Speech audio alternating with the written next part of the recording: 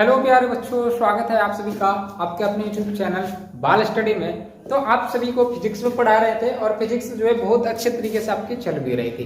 पहला चैप्टर अच्छे तरीके से आपका चल चुका है, एकदम ऑब्जेक्टिव सब्जेक्टिव VVI सब कुछ, यानी कि जो आपको 3 क्लास पढ़ाया गया है पहला चैप्टर का, अगर आप वो तीनों क्लास कर लेते हैं, 2 क्लास में आपको VVI सब्जेक्टिव करवाया गया है, 1 क्लास में आपको VVI ऑब्जेक्टिव करवाया गया, अगर आप तीनों वीडियो देख लेते हैं और अच्छे तरीके से कॉपी में नोट करके अगर याद कर लेते हो तो हम गारंटी देते हैं कि पहले चैप्टर से आपका जो 6 से 7 नंबर पूछा जाता है वो आपका एकदम कंप्लीट हो जाएगा। मात्र 3 वीडियो पढ़ के आप 6 से 7 नंबर कंप्लीट कर सकते हो।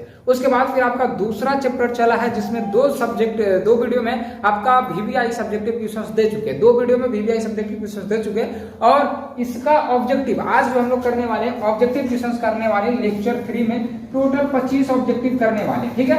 इसका लेक्चर 4 भी आएगा जिसमें भी हम 25 ऑब्जेक्टिव करेंगे, यानी इस चैप्टर में हम टोटल जो है 50 ऑब्जेक्टिव क्वेश्चंस करने वाले, 2 सब्जेक्टिव का वीडियो और 2 ऑब्जेक्टिव का वीडियो। मतलब इस चैप्टर 2 जो है 4 वीडियो आएगा, जो कि आपको 3 वीडियो मतलब 2 वीडियो पढ़ा दिया गया है और 1 वीडियो आज हम लोग करने वाले हैं, ठीक है, और 1 वीडियो और आएगा।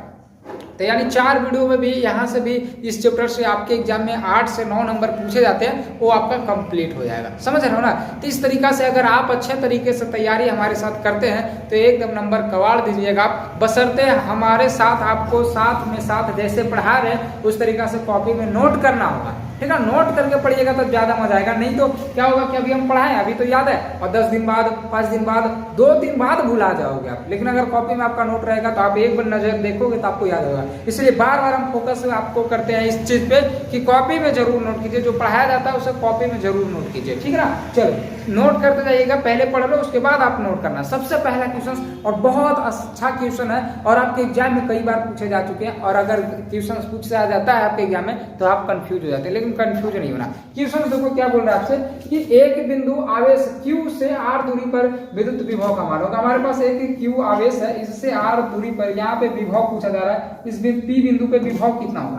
तो देखो विभव जो यहाँ पे होगा वो हो जाएगा 1/4 pi epsilon not, 1/4 pi epsilon not Q बटे में R हो जाता है, इतना विभव होता है प्यारे बच्चों, याद रखिएगा। अच्छा, ये तो विभव हो गया Q आवेश के कारण R दूरी पे, लेकिन इसी तरीका का एक और क्वेश्चन होता है, एकदम सेम टू सेम होता है इसी तरीका का, जो पूछा जाता है आपसे। क्या क्वेश्चन सेम टू सेम यही रहेगा कि एक बिंदु आवेश Q से R दूरी पर विद्युत विभव, यहाँ पे विभव पूछ रहा है, विभव ना पूछ के पूछेगा कि विद्युत, यहाँ पे विभव हटा के लिखा रहेगा विद्युत क्षेत्र की तीव्रता, विद्युत क्षेत्र की तीव्रता। और जब विद्युत क्षेत्र की तीव्रता बोल देता तब कितना होगा, सेम टू सेम यही चीज रहेगा। विद्युत क्षेत्र की तीव्रता कितना होगा, इसका होता है E बराबर में हो जाता है 1/4 पाई एप्सिलॉन नॉट, और सेम होता है बस यहाँ पे स्क्वायर आ जाता है, यहाँ पे क्या रहता है स्क्वायर आ जाता है। तो याद रखिएगा, कंफ्यूज नहीं होइएगा। अगर आपसे विद्युत क्षेत्र की तीव्रता पूछे Q आवेश के कारण R दूरी पर, तो आप बताइएगा 1/4 पाई एप्सिलॉन नॉट Q बटे में R स्क्वायर, ठीक है। और अगर उसके बाद ये माइक क्यों बंद हो जा रहा है, और उसके बाद अगर ये पूछा जाए कि विभव पूछा जाए, तो विभव पूछा जाए तो आप कौन सा बताइएगा, आप विभव पूछा जाए तो Q बटे में R बताइएगा, विभव पूछा जाए तो Q बटे में R बताइएगा, याद रखिएगा, ठीक है। चलो ये माइक जो है बार बार बंद हो जा रहा है, इसको हटा देते हैं। चलो हाँ देखो, तो ठीक है, समझ में आ गया पहला क्वेश्चन। आप कॉपी में नोट कर लेना, दोनों चीज कॉपी में नोट करना। इसके बाद तो आपका अगला विभव प्रवणता। विभव प्रवणता देखो क्या होता है देखो क्या हम यहाँ पे लिखते हैं कि दूरी के सापेक्ष विभव में परिवर्तन, दूरी के सापेक्ष विभव में परिवर्तन, दूरी के सापेक्ष विभव में परिवर्तन, दूरी के सापेक्ष विभव में परिवर्तन विभव प्रवणता कहलाता है, विभव प्रवणता कहलाता है। यानी कि विभव प्रवणता क्या कहलाता है, तो मतलब किसे कहते हैं विभव प्रवणता, किसे कहते हैं, तो समझ आप याद रखिएगा कि दूरी के सापेक्ष क्या होता है, उसके विभव में क्या होता है, परिवर्तन होता है।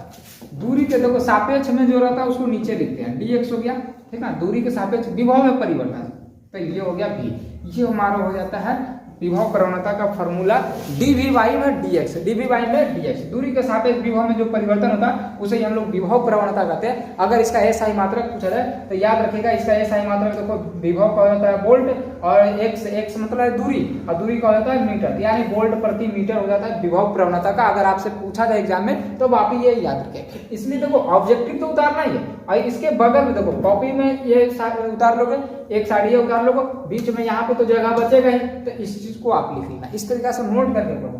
चलो अगला देखो तीसरा नंबर की, उसके आवेशित चालक की ऊर्जा होती है।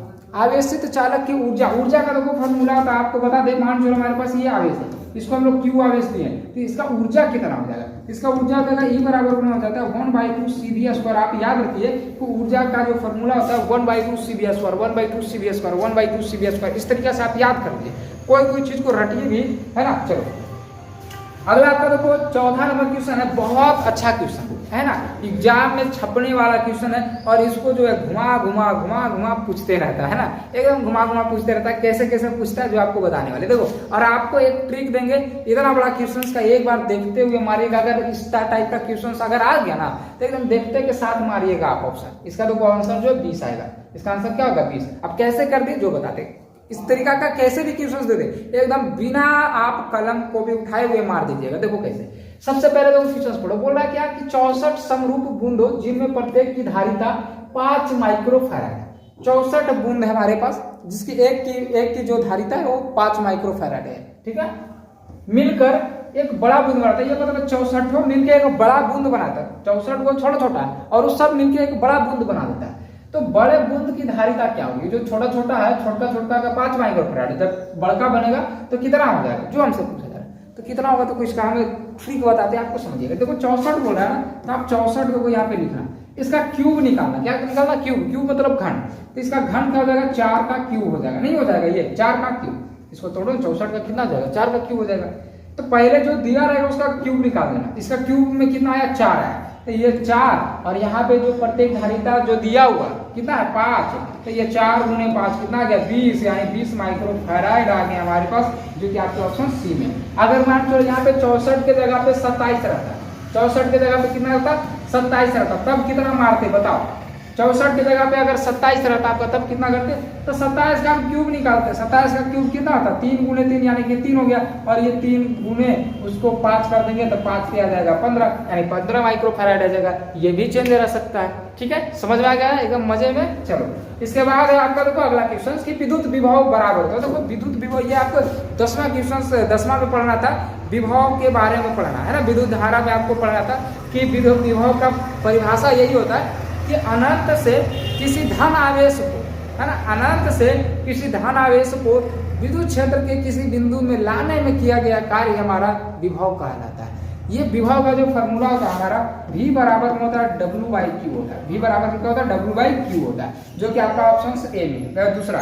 लेकिन अगर इसका SI मात्रक पूछा जाए तो इसका SI मात्रक 2 हो जाएगा, इसका SI मात्रक देखो एक होता है आपका SI मात्रक, इसका डायरेक्ट एक हो जाता है वोल्ट, एक क्या हो जाता है वोल्ट, दूसरा हो जाता है दूसरा SI मात्रक, इसका क्या हो जाएगा, इसका दूसरा SI मात्रक क्या हो जाएगा, कार्य का SI, W मतलब कार्य का SI मात्रक जूल, और Q मतलब कि आवेश का हो जाएगा कूलम, यानी 2 SI मात्रक हो गया। सबसे पहला तो वोल्ट का जो SI मात्रक हो गया, सॉरी विभव का जो SI मात्रक हो गया वोल्ट हो गया, दूसरा जो SI मात्रक हो गया जूल पर कूलम हो गया। इस तरीके से आप याद रखना, इसका SI मात्रक भी पूछा जाता है। चलो इसके बाद आपका देखो है 6वां नंबर क्वेश्चन कि 10 माइक्रो कूलम, यहाँ पे 10 माइक्रो कूलम एवं -10 माइक्रो कूलम के 2 बिंदु आवेश वायु में परस्पर 40 सेंटीमीटर की दूरी पर रखे हैं, निकाय की वैद्युत स्थिति ऊर्जा। सबसे पहले तो आपको देखो जब सब्जेक्टिव क्वेश्चंस करवाए थे तो वहां पे बताएं कि स्थिति ऊर्जा का फॉर्मूला क्या होता है। स्थिति ऊर्जा का फॉर्मूला होता है 1/2 U बराबर 1/4 pi epsilon not, 1/4 pi epsilon not Q1 Q2 और बटे में होता है R। ये आपका हो जाता है वैद्युत स्थिति का फॉर्मूला। अब इसमें देखो भाई 1/4 पाई एप्सिलॉन नॉट इतना का मान कितना होता है आपको पता है, 9 × 10⁻9 होता है, ठीक है। Q1 कितना दिया हुआ 10 दिया हुआ, और माइक्रोन दिया हुआ इसलिए 10⁻−6 लगाएंगे, और गुणे में Q2 कितना दिया हुआ -10 दिया हुआ, -10, और उसमें भी माइक्रो लगा हुआ इसलिए 10⁻6 करेंगे। और बटे में देखो R कितना दिया हुआ, R 40 सेंटीमीटर दिया हुआ, इसको जब मीटर में चेंज करेंगे तो 10⁻−2 ऊपर आ जाएगा ना, चेंज करेंगे तो। अब देखो काट दो, ये 0 से ये 0 कट गया, ठीक है। अब देखो यहाँ पे 9 हो गया, और ये -6 -12 हो गया, है ना, -12 हो गया। अब ये देखो ऊपर में जाएगा, ये क्या जाएगा ऊपर में जाएगा, तो ये ऊपर में जाएगा तो 10 के पावर 2 हो जाएगा, प्लस में हो जाएगा तो 9 और 2 ये वाला ऊपर जाएगा तो 9 और 2 11 हो जाएगा, इधर 6 6 12 हो गया। तो यानी घटाएंगे तो यहाँ पे बचेगा 9 गुने 10 के पावर माइनस 1 बचेगा। कितना बचेगा? 10 के पावर माइनस 1। अगर नहीं समझ में आया तो फिर से देखो कर देते हैं, अच्छे तरीके से करते हैं। देखो 9 गुने ये 10 के पावर माइनस 12 हो गया, 12 में से 9 घटाएंगे कितना आ जाएगा? माइनस में 3 आ गया, ठीक है। और इधर में क्या बचा? ये बचा माइनस में 10 बचा, और कुछ बचा है? और नीचे में क्या बचा? ये 4 गुने 10 के पावर माइनस 2 बचा। चलो इसके बाद क्या क्या काट सकते हैं और देख लो। और ये देखो ये 2 से ये कट जाएगा ना तो 10 के पावर माइनस 1 बचेगा, यानी कि 9 गुने 10 के पावर माइनस 1 कितना बचेगा? 10 के पावर माइनस 1, अरे ये 10 के पावर माइनस 1 गुने में माइनस 10 और बटे नीचे कितना बचेगा? 4। अब इधर देखो करते हैं सोल्यूशन इसको। इधर हो गया 9 बटे में 4, 9 बटे में 4। अब ये देखो 10 को देखो नीचे भेज देते हैं। क्या करते हैं? 10 को नीचे भेज देते हैं। नीचे भेजेंगे तो प्लस में आ जाएगा, तो ऊपर में बचेगा माइनस में 10 और नीचे में आ जाएगा तो 10 बच जाएगा, है ना। ऊपर से नीचे भेजेंगे तो प्लस में आ जाएगा। जैसे देखो नीचे से ऊपर भेजे तो नीचे से अगर ऊपर भेजते तो प्लस में आ जाता है। इसी तरीके से अगर हम ऊपर से नीचे भेजते हैं तो क्या आ जाएगा? ये भी प्लस में आ जाएगा। तो ऊपर माइनस में नीचे आ जाएगा तो प्लस में हो गया, ये हो गया। अब देखो ये 10 से ये 10 कट गया, इधर बचा माइनस 9 बटे 4। अब अगर आप माइनस में 9 बटे 4 को अगर आप भागा देते हो तो आ जाएगा 2.25 जूल आ जाएगा। ये आपका राइट आंसर हो जाएगा और माइनस में आगे लग जाएगा। माइनस में 2.25 भागा देके देख सकते हो, अगर हम पे विश्वास नहीं है तो ये आपका आ जाएगा माइनस में 2.25 जूल आ जाएगा आपका सी। देखो क्वेश्चन तो आसान था लेकिन देखने में क्या लग रहा था? टफ।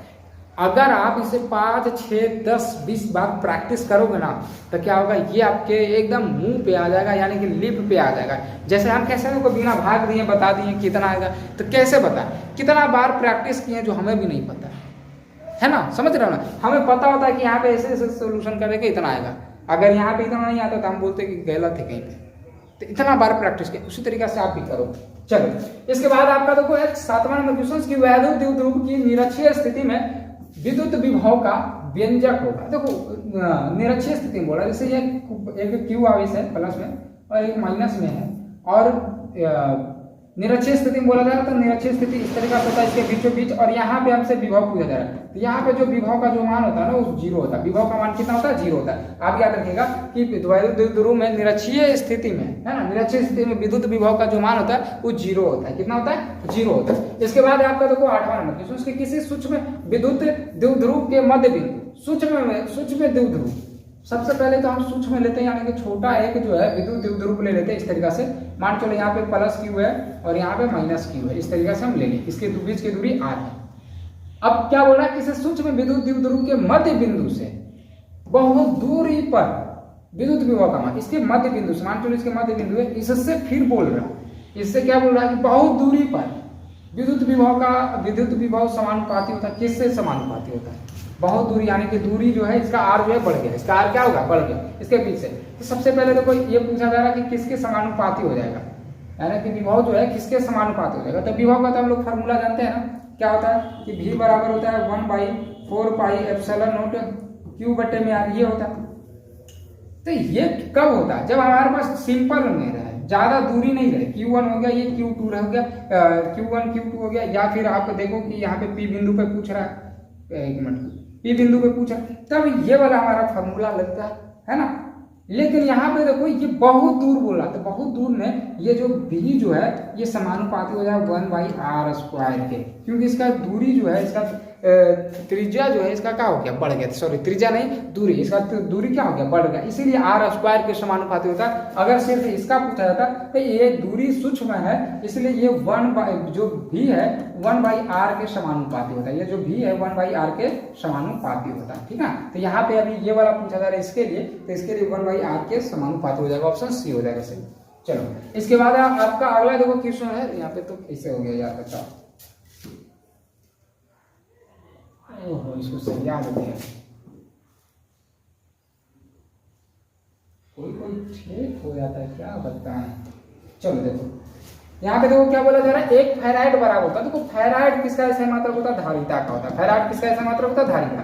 धारिता को किससे सूचित करते हैं? सी से। सी बराबर क्या था? सी बराबर में क्यू बटे में भी होता है। इसका देखो फेराइड, इसका ऐसा मात्रक निकाल, सी मतलब धारिता, धारिता का ऐसा मात्रक फेराइड, क्यू का ऐसा मात्रक कूलम, और भी का ऐसा मात्रक वोल्ट। भी का ऐसा मात्रक क्या हो गया? वोल्ट। ये हो जाता है हमारा एफ बराबर होता है सी बटे भी। हमसे यही पूछा जा रहा है एफ बराबर होगा, एफ बराबर क्या होता है सी बटे भी। अगर ये भी को हम ऊपर भेजते हैं तो माइनस में आ जाएगा, यानी सी भी -1, सी भी -1 जो कि आपके ऑप्शन से बी में है, ठीक है। चलो इसके बाद आपका अगला नंबर क्वेश्चन है, चित्र में ए और बी के बीच समतुल्य धारिता है। बहुत अच्छा क्वेश्चन है और इस तरीका का क्वेश्चन में बच्चे जो अक्सर लपेटे जाते हैं, लेकिन अगर आप हमारे साथ हैं तो हमको आपको जो हम लपेटाने नहीं देंगे, ठीक ना। देखो बहुत अच्छा क्वेश्चन है, बोल रहा है कि समतुल्य धारिता करने का मतलब कुल धारिता कितना है। तो आप यहाँ पे देखो ए है बी है, इससे मान चलो हम बैटरी इस तरीका से जोड़ देते हैं, है ना, बैटरी जोड़ देते हैं इस तरीका से। चलो बी हो गया, इसका जो है इसमें भी, इसमें जो विभव जो 12 भी है, ठीक है। और इसमें आवेश 12, इसमें आवेश। अब देखो इसमें आवेश कैसे बहेगा, इधर से जाएगा, इधर से देखो प्लस है ये माइनस, इधर से देखो बहेगा, इधर जाएगा। यहाँ से देखो क्या किया गया, इधर तार जोड़ दिया गया तो ये इधर आएगा, इधर आएगा, इधर आएगा, फिर इधर चलेगा, फिर इधर, यानी इसमें करंट आएगा ही। आप देख रहे हो यहाँ से तार जोड़ दिया गया तो इसमें करंट नहीं जाएगा, क्योंकि इधर से देखो करंट जा रहा है, इधर बाहर निकल जाएगा, और फिर उधर से इधर घूमते हुए चला जाएगा, फिर इधर से जाएगा, फिर यहाँ। मतलब कि ये वाला जो दिया गया ये फालतू में दे दिया गया, नहीं दे दिया गया, इसका कोई काम यहाँ पे है ही नहीं, यहाँ पे कोई काम इसका है नहीं। और ये जो चीज यहाँ से किया है कि यहाँ से तार निकाल दिया, ये चीज को हम लोग बोलते हैं शंट करना। इस चीज को हम लोग क्या बोलते हैं, शंट करना। अलग जब तार निकाल दिया जाता है बीच से तो उसको हम लोग बोलते हैं शंट करना। मतलब यहाँ पे शंट कर दिया, जिसके कारण ये सी का कोई काम ही नहीं रहा, वो ऐसे फालतू लगा हुआ है। तो इसका जो तुल्य धारिता है सिर्फ यहाँ पे सी हो जाएगा, क्योंकि सी बचा हुआ है तो सी हो जाएगा। इसका तुल्य धारिता कितना हो जाएगा, ये सी हो जाएगा, ठीक ना। चलो इसके बाद आपका देखो अगला क्वेश्चन है कि आवेशित संधारित संग्रह पर संग्राहक पट्टिका और संगणक पट्टिका के आवेशों का योग होगा। देखो ये वाला जो होता है इस तरीका से, इसको जो हम लोग बोलते हैं, देखो ध्यान देना, इसको हम लोग संग्राहक पट्टिका बोलते हैं। इसको हम लोग क्या बोलते हैं, संग्राहक पट्टिका। इस पे प्लस प्लस आवेश होता है इस तरीके से, इस पे जो प्लस प्लस आवेश होता है, ठीक है। और इसको जो है ये वाला पट्टिका को हम लोग संगणक पट्टिका बोलते हैं, और इस पे माइनस होते हैं। आपको बता दें संग्राहक पट्टिका और संगणक पट्टिका में होता क्या है कि इस पे जितना प्लस रहता है उस पे इतना माइनस रहता है, समझ गए ना। मतलब दोनों पे आवेश सेम रहता है, एक पे प्लस और एक पे माइनस। अगर मान चलो इस पे 5 कूलम आवेश है, एक मिनट, अगर इस पे क्या हो रहा है यार, इस पे 5 देखो, अच्छा वो सॉरी इरेजर वाला पता नहीं करने से सेलेक्ट हो गया। देखो इस पे 5 माइक्रो कूलम मान के चलो है प्लस में, तो इस पे माइनस में 5 माइक्रो कूलम रहेगा, समझ रहे हो, जितना प्लस में उतना माइनस में। अब आपको पता है कि प्लस और माइनस का अगर हम योग करते हैं, जोड़ते हैं, तो इसका क्या हो जाएगा, 0, यानी इसका आंसर क्या हो जाएगा, 0 हो जाएगा, 0 हो जाएगा। आया समझ में, एकदम अच्छे तरीके से समझते जाना। अगर समझ लोगे ना तो फिर याद करने की जरूरत नहीं पड़ेगा, नहीं तो इसे रटोगे तो सोचो क्या होगा। इसको कॉपी में भी नोट करते जाना। चलो इसके बाद आपका अगला है देखो 14 नंबर क्वेश्चन कि 3 संधारित्र जिनमें प्रत्येक की धारिता सी है। हमारे पास 3 संधारित्र दिया हुआ जिसकी प्रत्येक धारिता जो है सी है, श्रेणी क्रम में जुड़ा हुआ है। तो परिणामी धारिता का मान, तीनों को श्रेणी क्रम में जोड़ा, चलो जोड़ देते हैं इस तरीका से, तीनों को जो श्रेणी क्रम में इस तरीका से जुड़ा, ये भी सी है, ये भी सी है, ये भी सी है। तो कुल धारिता से पूछा जा रहा है, तो देखो धारिता का फॉर्मूला हम लोग जानते हैं कि 1/c बराबर होता है 1/c1 प्लस में 1/c2 और प्लस में होता है 1/c3। अब यहाँ पे c1 भी c है, c2 भी c है, c3 भी c है, तो यहाँ पे देखो क्या करेंगे, इसको डैश लगा देंगे। इसको क्या करेंगे, गजब है, बताओ, देखो यहाँ पे डैश लगा देंगे इसलिए क्योंकि यहाँ पे c1 का मान कितना c, और अगर यहाँ पे भी c रहेगा तो c से c कट जाएगा ना, इसलिए डैश लगा दिए। और यहाँ पे c2 का भी मान c है और उसके बाद c3 का भी मान c है, कितना c है। अब इधर देखो c का एलसीएम लेंगे तो कितना जाएगा c, यानी कि 1/c डैश बराबर ना जाएगा यहाँ पे 1 + 1 + 1 + 1, क्योंकि एलसीएम लेंगे तो कितना जाएगा 1 + 1 आ जाएगा, और यहाँ पे आ जाएगा 1/c डैश बराबर ना जाएगा 3/c। हमें देखो मान किसका निकालना, c डैश का निकालना, यानी c का निकालना।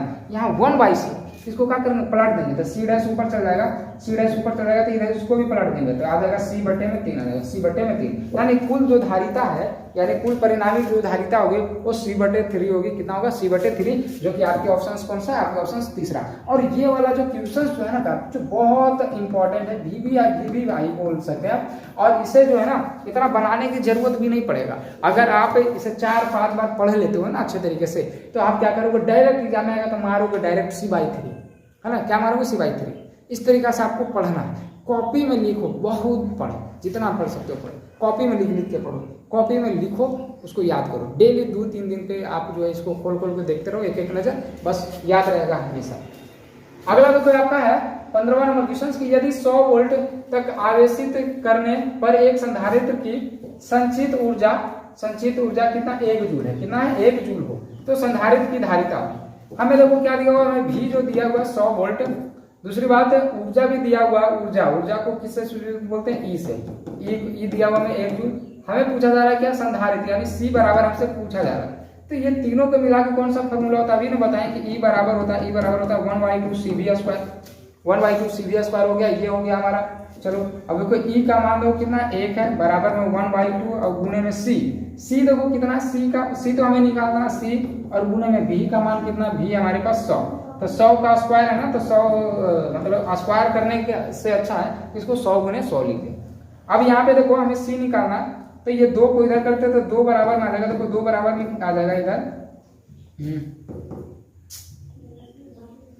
आ जाएगा, देखो 2 बराबर में आ जाएगा कितना, सी गुणे में, अरे यार सी गुणे में 2 और 2 यानी इसको 10 के पावर हम 4 लिख सकते हैं, 10 के पावर हम 4 लिख सकते कि नहीं। अब सी देखो हमें निकालना है, तो सी बराबर में आ जाएगा, सी बराबर में देखो कितना आ जाएगा, बहुत ज्यादा प्रॉब्लम हो रहा है ना, पता नहीं लाइट ज्यादा है जिसके वजह से क्या हो रहा है, वोल्टेज कभी कभी हाई हो जाता है ना, इसको जब ज्यादा मिलता है तो इसी तरीका से ये जो नौटंकी करने लगता है। देखो तो हो गया सी बराबर में आ जाएगा, ये ऊपर चल जाएगा ये नीचे आ जाएगा, तो 2 बट्टे में आ जाएगा 10 के पावर 4। अगर इसको हम ऊपर भेजते तो सी बराबर आ जाएगा 2 गुणे 10 के पावर -4, और सी का ऐसा ही मात्रक होता है फैराड, यानी कि यहाँ पे जो धारिता आ जाएगा ये 2 गुणे 10 के पावर -4 फैराड आ जाएगा, 2 गुणे 10 के पावर -4 फैराड आ जाएगा। ऑप्शन हो जाएगा इसका बी, क्या आ जाएगा ऑप्शन बी। 1 मिनट रुक जाओ, कॉल आ रहा है थोड़ा।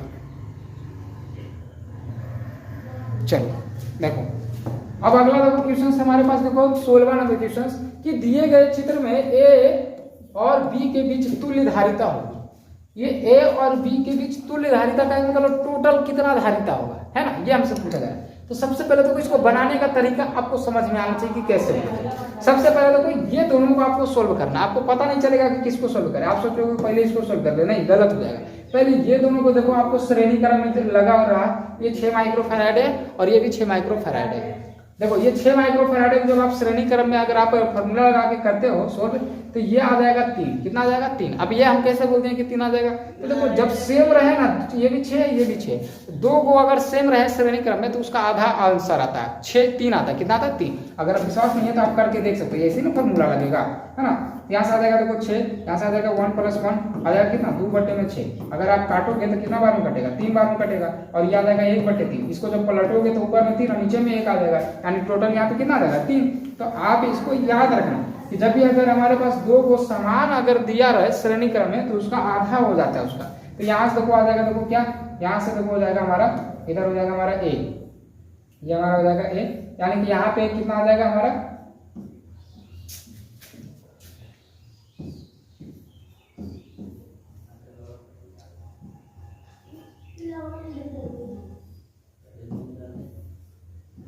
यहाँ पे देखो ये कितना आ जाएगा, ये 3 माइक्रोफैराड आ जाएगा, और यहाँ पे ये 6 माइक्रोफैराड है। तो आप देखो ये दोनों समांतर क्रम में, अब समांतर क्रम का फॉर्मूला क्या होता है आपको तो पता है, समांतर क्रम का फॉर्मूला होता है C बराबर में C1 + C2। तो C1 कितना 3 है और C2 कितना 6 है, तो जोड़ेंगे तो आ जाएगा 9 माइक्रोफैराड आ जाएगा, 9 माइक्रोफैराड, जो कि आपका ऑप्शन से बी हो जाएगा, 9 माइक्रोफैराड हो जाएगा। ठीक है, चलो इसके बाद आपका अगला क्वेश्चन है, अगला नंबर क्वेश्चन देखो यहाँ पे कौन सा है, 17वां नंबर क्वेश्चन, 17वां नंबर क्वेश्चन। और इसका आप लोग तब तक जवाब दो, तब तक आप लोग जवाब भी दो, और इस क्वेश्चंस को तुम अच्छे तरीके से सब रट जाना है एकदम, है रट जाना ये सारे क्वेश्चंस को, बहुत इंपॉर्टेंट क्वेश्चन है। देखो क्वेश्चन है ए तथा बी के बीच समतुल्य धारिता, इसमें भी वही पूछा जा रहा है। इसमें आप पहले देखो ये वाला चीज जो है आपको समांतर क्रम में दिया हुआ है, ये दोनों को देखो समांतर क्रम अगर हम निकालते हैं, ये दोनों का अगर हम समांतर क्रम निकालते तो जुड़ जाएगा ना, 3 और 2 कितना आ जाएगा 5, यानी यहाँ पे आ जाएगा 5 माइक्रोफैराड, और ये इधर हो गया कितना 4 माइक्रोफैराड हो गया, ये भी हो गया 4 माइक्रोफैराड। अब आप दोनों देखो ये समांतर श्रेणी क्रम में, श्रेणी क्रम का फॉर्मूला क्या होता है, 1/c बराबर में होता है 1/c1 प्लस में 1/c2, 1/c2। तो 1/c1 कितना हो जाएगा देखो 5, और 1/c2 कितना हो जाएगा 4। इसका एलसीएम लेंगे तो आ जाएगा कितना 20 आ जाएगा, 1 मिनट रुक जाए, 20 आ गया, यहाँ पे आ जाएगा देखो 4, यहाँ पे आ जाएगा 5, जोड़ेंगे तो आ जाएगा 9/20 आ जाएगा, कितना आ जाएगा 9/20 आ जाएगा। लेकिन यहाँ पे देखो 9/20 आपको ऑप्शंस में भी नहीं मिल रहा, और अगर आप मान चलो 9/20 दिखता और मार भी देते तो गलती हो जाता है। क्यों? क्योंकि ये देखो 1/c बराबर हमारे निकला, ये 1/c बराबर हमें 9/20 निकला, हमें c चाहिए तो इसको पलट देंगे तो इधर भी पलटा आ जाएगा, 20/9 माइक्रो फैराड आ जाएगा। आपका ऑप्शन कौन सा हो जाएगा? आपका ऑप्शन पहला हो जाएगा। तो इस तरीका के क्वेश्चंस को अब हम उम्मीद करते हैं कि आप सोल्व कर लीजिएगा, एकदम सोल्व कर लीजिएगा अच्छे से, है ना। चलो अब इस तरीका में भी आ जाते हैं। देखो इसमें भी वही बोला जा रहा है कि ए तथा बी बिंदुओं के समतुल्य धारिता।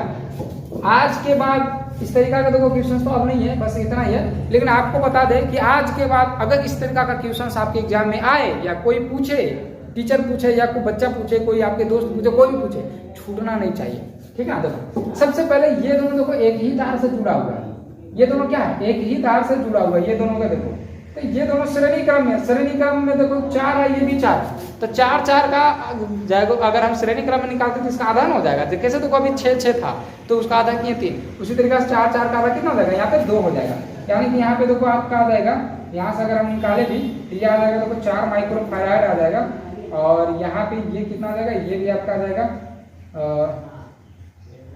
यहाँ पे आ जाएगा देखो ये 2 माइक्रो फैराड आ जाएगा, 2 माइक्रो फैराड, और इधर हो जाएगा आपका, अरे यार हो जाओ स्टार्ट, इधर आ गया आपका बी, ये भी आ गया 4 माइक्रो फैराड। अब एक चीज आप देखो यहाँ से कि यहाँ से आपकी जो है इस तरह ये फिगर इस तरीके से नहीं बनेगा, यहाँ पे ऊपर वाला भी बनाना है ना, ऊपर वाला यहाँ पे आ जाएगा कितना? 4 4 का आधा हो जाएगा 2 माइक्रो फैराड, श्रेणी क्रम में करेंगे तो, और ये वाला आपका नीचे में आ जाएगा यहाँ पे इस तरीके से 2 माइक्रो फैराड, 2 माइक्रो। देखो फिगर बनाना सीखना है कि कैसे बनना है। ओहो 2 माइक्रो फैराड ये आ गया, ठीक है, सब कुछ तो लिख दिए। अब देखो क्या करना है, ये दोनों को तो किए तो यहाँ पे आ गया 2, अब ये दोनों देखो आपको समांतर में दिख रहा है ना, तो ये दोनों को समांतर में करेंगे तो समांतर में जुड़ जाता है, 2 2 हो जाएगा 4, तो यहाँ पे देखो आ जाएगा हमारा ए आ जाएगा, ए कितना हमारा 4 माइक्रो फैराड ये आ गया, और यहाँ पे देखो 2 2 जोड़ेंगे तो कितना आ जाएगा? 4 आ जाएगा, 4 माइक्रो फैराड आ गया, और उसके बाद वो तो 4 माइक्रो फैराड है ये बी हो जाएगा, ये आ गया 4 माइक्रो फैराड। अब ये देखो सब क्या श्रेणी क्रम में, श्रेणी क्रम का फॉर्मूला लगाएंगे तो हो जाएगा 1/c1 प्लस में आ जाएगा 1/c2 और प्लस में आ जाएगा 1/c3,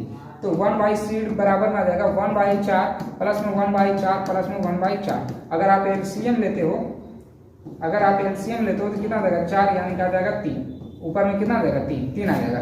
तो हमें c बराबर निकालना, तो c बराबर में क्या आ जाएगा? इसको पलट दो तो 4/3 आ जाएगा, 4/3 माइक्रो फैराड आ जाएगा, 4/3 micro farad, 4/3 micro farad, option हो जाएगा इसका बी, ठीक है। बहुत अच्छा क्वेश्चन था, आपको उम्मीद करते हैं समझ में आया होगा। अगर नहीं समझ में आया 3 4 बार 5 बार प्रैक्टिस करो ना, एकदम अच्छे तरीके से समझ में आ जाएगा, ठीक है ना। चलो इसके बाद हमारा है अगला नंबर क्वेश्चन, देखो 19 नंबर क्वेश्चन की चालक की धारिता, धारिता मतलब सी, तो सी बराबर क्या होता है? Q/V होता है, आपको तो बताया है ना। सी बराबर क्या होता है? Q/V होता है, Q/V किधर चल गया? Q/V ऑप्शन सी हो जाएगा इसका। चलो इसके बाद आपका देखो अगला नंबर क्वेश्चन देखो क्या बोल रहा है यहाँ पे 20 नंबर क्वेश्चन बोल रहा है कि यदि समान धारिता C1 के संधारित्र समांतर क्रम में जोड़े जाए तो तुल्य धारिता होगा। जैसे देखो C1 धारिता जो है ना, इसको जो है जोड़ना है, समांतर क्रम में जोड़ना है, लेकिन यहाँ पे एक चीज देखो छूटा हुआ है, क्या? यदि समान धारिता Cn के संधारित्र के n संधारित्र, यहाँ पे छूटा हुआ C1 के n संधारित्र समांतर क्रम में जोड़े जाए, है ना। मतलब कि C1 जो है एगो दूगो नहीं है, ढेर सारा, मतलब n गो है। जैसे मान चलो अगर हमारे पास कोई तीन धारिता है और उसको समांतर क्रम में इस तरीके से हम जोड़ते हैं, चलो देखो इस तरीके से फिगर बनाते हैं, इस तरीके से देखो समांतर क्रम से जो है जोड़ते हैं, इस तरीके से देखो, इस तरीके से मान चलो ये C1 है, ये भी C1 और ये भी C1 है, इसका तुल्य धारिता कितना होगा? तो आप बोलोगे कि सर फॉर्मूला होता है C बराबर C1 प्लस में C2 और प्लस में C3। C1 कितना है सर? C1 है। C2 कितना है? C1 है। C3 कितना है? C1। अगर इसको जोड़ते हैं तो 3C1 आएगा। मतलब इससे क्या पता चला कि यहाँ पे C1 3 गो था तो 3C1 आया। अगर हम यहाँ पे C1 एक और बढ़ा देते हैं इस तरीका से, है ना, एक और हम बढ़ा देते हैं इस तरीका से, तो C1 एक और आ जाएगा, तो यहाँ पे ऐड होके 4C1 आ जाएगा। अगर एक और बढ़ा दें तो 5C1, एक और ला देते हैं तो 6C1। मतलब कि क्या होगा, जितना हम बढ़ाते जाएंगे उतना उसके बगल में लिखा जाएगा, यानी कि C1 रहेगा और जितना लेंगे उसके बगल में आ जाएगा।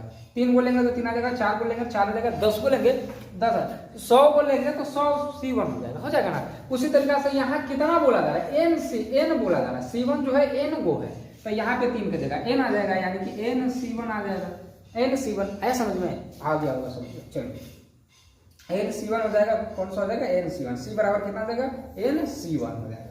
बहुत अच्छा क्वेश्चन था और आपके एग्जाम में कई बार पूछा भी जा चुका है, ठीक ना। चलो इसके बाद है 21 नंबर क्वेश्चन की वायु के लिए परावैद्युत सामर्थ्य होता है। देखो परावैद्युत सामर्थ्य बताए थे कि अपने से अंदर जो है होकर गुजरने नहीं देता है। जब तक गुजरने नहीं दे रहा तो उसका वो सामर्थ्य कहलाता है। जैसे हमें तो कोई चीज तो क्षमता होगा, मान चलो हमारे तरफ से तीर मार रहा है तो कुछ तो क्षमता होगा कि हम रोक सके। ऐसा थोड़ा ना कि हवा है कि आर पार हो जाएगा।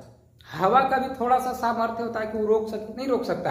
देखो हम जब साइकिल चलाते हैं, अगर उधर से हवा मारता है कस के तो हमें कैसे आगे बढ़ने में एकदम पूरा साइकिल एकदम कड़ा हो जाता है ना, पूरा एकदम दिक्कत होने लगता है चलाने में। तो उसका भी तो कुछ सामर्थ्य होगा, मतलब वो भी शक्ति हमारे तरफ लगा रहा है। तो कितना होता है उसका सामर्थ्य?